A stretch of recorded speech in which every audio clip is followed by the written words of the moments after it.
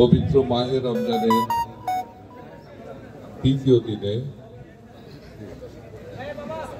যে দোয়া এবং ইফতার মাহফিল এবং আলোচনা সভার ছোট ভাই সভাপতি এখানে উপস্থিত আছেন কেন্দ্রীয় ফারিয়ার সভাপতি শফিক, এখানে উপস্থিত আছেন এই কলেজের প্রতিষ্ঠা লগ্ন থেকেই যিনি জড়িত আমাদের সংগঠনের নেতা সুলতান ভাই, এই কলেজেরই শিক্ষক ছিলেন। এখানে উপস্থিত আছেন আমাদের সংগঠনের নেতা ইনামুল ভাই, আমার জেলা আওয়ামী লীগের সাংগঠনিক সম্পাদক আলফোর, বকুল চেয়ারম্যান আলী আজম সেন্টু সহ এই ফারিয়ার সঙ্গে সংশ্লিষ্ট নেতৃবৃন্দ এবং ফারিয়ার সম্মানিত সদস্যরা। ইফতারের পূর্ব মুহূর্তে দাঁড়িয়ে আপনাদের যে কথাগুলো শুনছিলাম,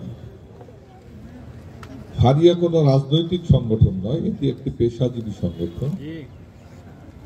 এই সংগঠন বাংলাদেশ ঔষধ শিল্পকে যেমন বিকশিত করে, কোম্পানিগুলোকে যেমন সারা দেশের শুধু রোগী নয় মানুষের কাছে পরিচিতি করিয়ে দেয়, পাশাপাশি ওই কোম্পানিগুলোর কাছ থেকে আমাদের সংগঠন কতটুকু ফারিয়া সম্মান পায় এই বিষয়গুলো তাদের মধ্যে জড়িয়ে আছে। তাদের যে দাবি, এই দাবি অবশ্যই ন্যায়সঙ্গত দাবি, কিন্তু সেই দাবির সঙ্গে যারা কোম্পানির মালিক তারা কতটুকু নিজেকে সম্পৃক্ত করবেন আমি জানি না। তবে আমি এইটুকু বলতে পারি, আমি যেহেতু রাজশাহীর ঔষধের যেটি পান কেন্দ্র লক্ষ্মীপুর মোড়, এখানে আমাদের দলীয় কার্যালয়, লক্ষ্মীপুরকে ঘিরেই হাসপাতাল, ক্লিনিক, বড় বড় ওষুধ কোম্পানিগুলোর অফিস, আমি অনেক কিছু দেখি। একজন উচ্চশিক্ষিত তরুণ যে যার অনেক বন্ধু, হয়তো কেউ ম্যাজিস্ট্রেট, কেউ বিশেষ দিয়ে বিভিন্ন দপ্তরে আছে, আবার কেউ কোনো ওষুধ কোম্পানির প্রতিনিধি হয়ে বিভিন্ন ওষুধের দোকানে যান, তার কোম্পানির ওষুধের বিষয়গুলো আলোচনা করে তাদের মাধ্যমে সেল করার জন্য। সেখানে তাদের যে অবর্ণনীয় কষ্ট, শীতের মধ্যে বর্ষার মধ্যে বিভিন্নভাবে, আমি এই বিষয়গুলো উপলব্ধি করি। তো রাষ্ট্রের করার তো কিছু আছে, এটা আমিও মনে করি। দেখ শেখ হাসিনা কয় দিক দেখবে, রাষ্ট্রনায়ক শেখ হাসিনা যখন দেখছে আমার দেশের মানুষের বসবাসের জায়গা নেই, তিনি বাড়ির ব্যবস্থা করছেন। তিনি যখন দেখছেন আমার দেশের শিক্ষা ব্যবস্থা ভঙ্গুর, আমাদের ছেলেমেয়েরা স্কুলে যেতে চায় না, সঙ্গত কারণেই যেতে চায় না, অভাবের কারণে, তখন তিনি শিক্ষার দায়িত্ব নেন, স্কুলের বই ফ্রি করে দেন, মেয়েদের শিক্ষা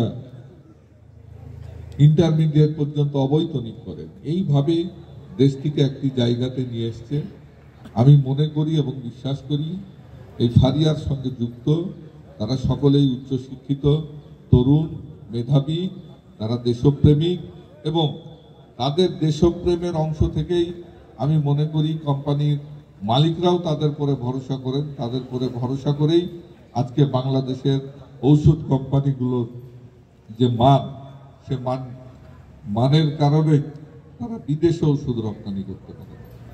সব মিলিয়ে আমি মনে করি বাংলাদেশের ঔষধ শিল্প যেমন বিশ্বে জাগরণ তৈরি করেছে, আমাদের তরুণ এই ফারিয়ার সদস্যদের জীবন ব্যবস্থাতেও যাতে করে সুখ এবং সমৃদ্ধির ছোঁয়া লাগে, সেইখানে কোম্পানিগুলোকেও দেখতে হবে এবং এইখানেও সরকারকে একটি কঠোর ভূমিকায় আসতে হবে বলে আমি মনে করি। আমার জায়গার থেকে আমি অবশ্যই সম্ভব আমি স্বাস্থ্যমন্ত্রীর সাথে কথা বলার চেষ্টা করব এবং আমি বিশ্বাস করি যারা সমস্ত বিভিন্ন জেলার আছেন, সভাপতি ফারিয়ার যে আছেন, তারা যদি তাদের বিভিন্ন জেলার আপনাদের নেতৃবৃন্দের মাধ্যমে ওই সমস্ত জেলার এমপিদের একজন করেও যদি হয়, তারা যদি এটি নিয়ে কথা বলে, আমি মনে করি অন্তত 65 জন এমপি যদি সরকারের কাছে দাবিটি তুলে, তাহলে পরে আমি মনে করি এটি পূর্ণাঙ্গ বাস্তবায়ন না হলে দাবিগুলো কিছু অংশ বাস্তবায়িত হবে। এই কথা বলে আজকের এই পবিত্র মাহে রমজানের দিনে আপনাদের সকলের মঙ্গলময় জীবন কামনা করেই আমি কথা শেষ করলাম। আল্লাহ রাব্বুল আলামিন আপনাদের সকলকে ভালো রাখুক। আসসালামু আলাইকুম। জয় বাংলা, জয় বঙ্গবন্ধু। আজকের এই অনুষ্ঠানের সম্মানিত প্রধান অতিথি গণপ্রজাতন্ত্রী বাংলাদেশ সরকারের সম্মানিত এমপি সাহেব উপস্থিত হয়েছেন। আল্লাহ আমাদের এই সুমহান দাবি দাবাগুলো মহান সংসদে যাতে পেশ করতে পারেন সেই তৌফিক তুমি তাকে দিয়ে দিও আল্লাহ। সেই মন মানসিকতা তৈরি করে দিও আল্লাহ। সকলের সুস্বাস্থ্য ও দীর্ঘায়ু কামনা করে আমি আমার দোয়া শেষ করছি। ওয়া আখিরু দাওয়ানা আনিল হামদুলিল্লাহি রাব্বিল আলামিন। আমিন আমিন বিরহমাতিকা ইয়া আরহামার রাহিমিন। আসসালামু আলাইকুম ওয়া রাহমাতুল্লাহ।